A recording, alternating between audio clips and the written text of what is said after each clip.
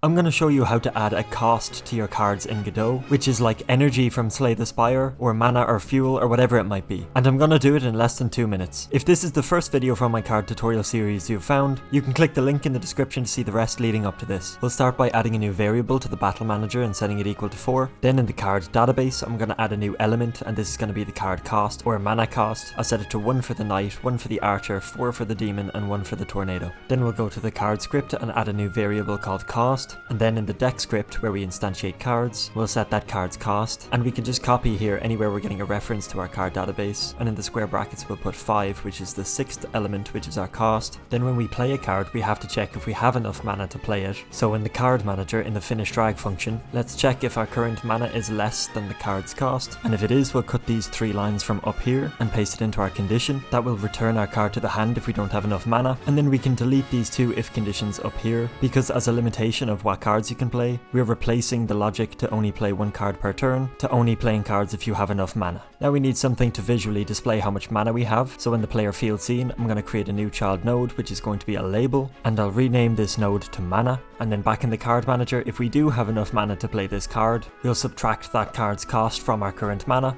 and we'll update the label's text. Then I'm going to search for played monster card this turn, since we don't need any more, and I'll delete it here. I'll delete this reset played monster function, and I'll delete the variable at the top of the script. Then in the battle manager, in the ready function, I'll update the label's text here as well. And then in the change turn function, we can get rid of this line calling reset played monster, and instead we'll reset mana equal to 4 again, and under that we'll also update the mana label's text. And that's it finished. If we give this a run now, you can see we start with 4 mana, and every time we play a card, its cost is subtracted from our mana, and if we don't have enough mana to pay a card's cost, we can't play it.